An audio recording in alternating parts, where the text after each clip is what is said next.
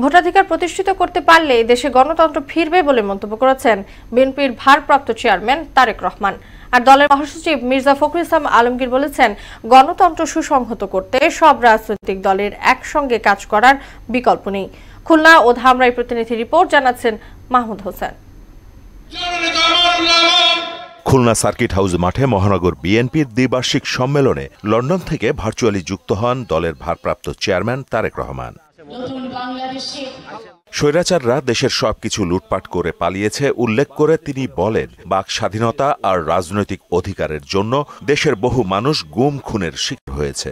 গণতান্ত্রিক অধিকার, কথা বলার অধিকার, রাজনৈতিক অধিকার, অর্থনৈতিক অধিকার প্রতিষ্ঠার জন্য আমাদের শত হাজারো নেতা কর্মী গুম হয়েছে, খুন হয়েছে। আমরা যদি ভোটের অধিকারকে প্রতিষ্ঠিত করতে পারি বাংলাদেশের মানুষের, তাহলেই আমরা বাংলাদেশকে যেই সর্বনাশের যেই খাদের কিনারায় বাংলাদেশ চলে গেছে, সেখান থেকে ধীরে ধীরে আমরা উঠিয়ে আনতে সক্ষম হব।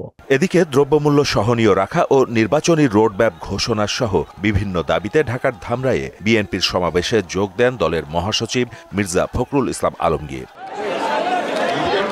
গণতন্ত্র সুসংহত করতে সব রাজনৈতিক দলকে একসঙ্গে কাজ করার আহ্বান জানান তিনি। আমরা কারোর সঙ্গে ঝগড়া বিবাদ দূরের কথা, আমরা ভালোবাসা করতে চাই।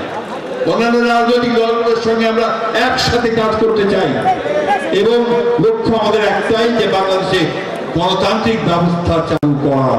স্থানীয় নির্বাচন আগে দিয়ে দেশকে গৃহযুদ্ধের দিকে ঠেলে না দিতে সরকারের প্রতি আহ্বানও জানান তিনি। অনেক পথ পাড়ি দিয়ে জায়গায় আসতে হয়েছে। মাহমুদ হোসেন, মোহনা সংবাদ।